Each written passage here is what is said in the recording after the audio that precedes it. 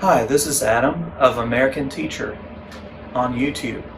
If you haven't, please click the subscribe button and give me a thumbs up, and you can leave a comment or question in the comment section below. Today's topic is about the future of technology. So I'm going to start out talking about the miniaturization of technology. In the 1970s through the 1980s, even into the 1990s, integrated circuits, or ICs, were produced in micrometer sizes.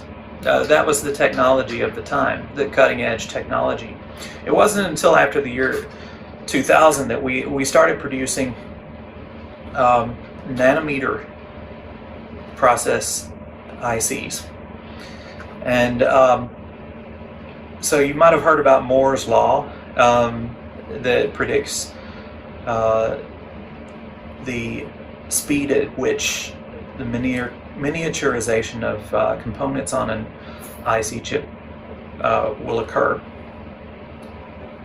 So anyway, at the present time, we are all the way down to 5 nanometers in the size of our components on IC chips. The circuits on IC chips are at the 5 nanometer size. TSMC, the largest IC producer in the world, which is actually headquartered here in Taiwan, has said that they are going to start 3 nanometer processes next year. And I think they have proof of concept of 1 nanometer IC processes. So that's coming up in the near future. So what does miniaturization mean for the future of technology? Well, it brings to mind a book I read that was published back in 2005 by Michael Crichton, entitled Prey. And in this book, Crichton talks about a nanotech company that has produced nanobots that communicate with each other and travel in swarms. And these nanobots can actually form 3D physical objects. They can even mimic the appearance of a human. So that's really way out there, but we are headed in the direction of miniaturization. And as ICs get smaller and smaller, the things that we'll be able to do with them will seem like magic. For example, Elon Musk's company, Neuralink, if I'm not mistaken is the name, is currently working on human-brain interfaces that will allow humans to play video games using their mind. They will allow people who are unable to move, paraplegics, to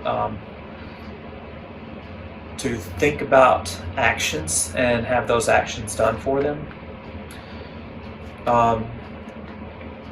So we're already heading in that direction. So I think in the future that this miniaturization can either be a boon for humanity or a nightmare, depending on the way that this technology is used. For example, nanobot surveillance devices could, in the future, invade your home and spy on you, and feed the information back to an authoritarian government. They might even be able to interface with your brain and relay your thoughts to an authoritarian government. So So that is a terrifying prospect. But also, nanotechnology in the future could perform non-invasive surgery. They could literally rebuild organs inside our bodies. They could extend our lifespans indefinitely. And Ray Kurzweil, the inventor and future prognosticator, has made this prediction, as well as many other people, that in the not too distant future we are going to have nanobots that can actually rebuild our bodies and keep us alive indefinitely. I'm not sure that's a great thing either, but if you can imagine no suffering and no medical trauma, that does sound appealing. So we've got a while, I think, before we get to that point of miniaturization. But in the near future, we have quantum computers already online, and they are continuing to improve. And those will help us develop new vaccines, new drugs in record amounts of time. Just recently, the technology has been used to produce COVID-19 vaccines in a record amount of time that have benefited the world. Then again, some people have questioned the efficacy of the vaccines and even the purpose of the vaccines based on that short amount of time that they were produced in, relatively speaking. Not taking into consideration that the groundwork for mRNA vaccines started long before the COVID outbreak.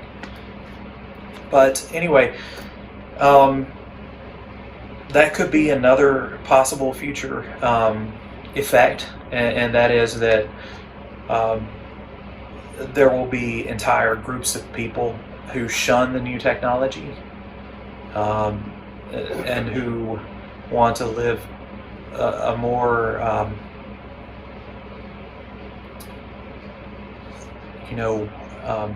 ancient lifestyle or low-tech lifestyle in which they go back to basics.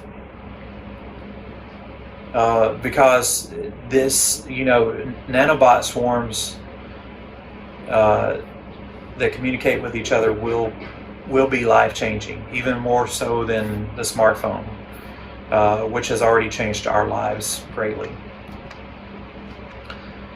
In the near future, I believe that, as I said, advances in computing and miniaturization will allow us to develop new medical techniques and drugs more quickly.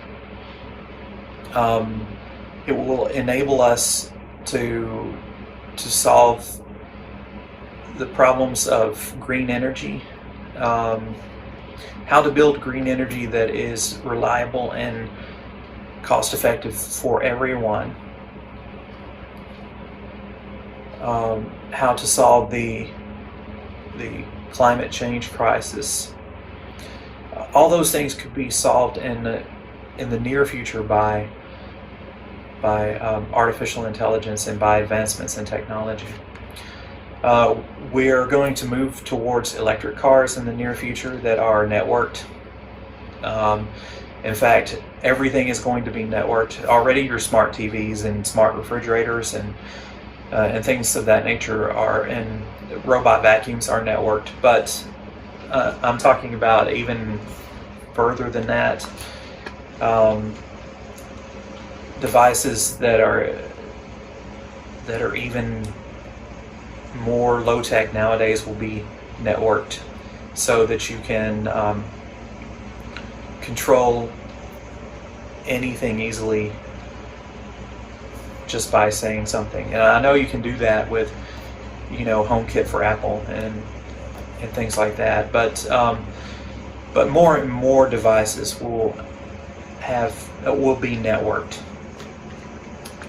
and that also provides an opportunity for spying. I believe we will receive more education at home, and we will do most of our shopping from home. Not only because it's more efficient in the long run, but because as the population increases, logistics will become more easily covered by having small fulfillment centers rather than large super brick and mortar centers or hypermarts. So I predict those things happening in the near future.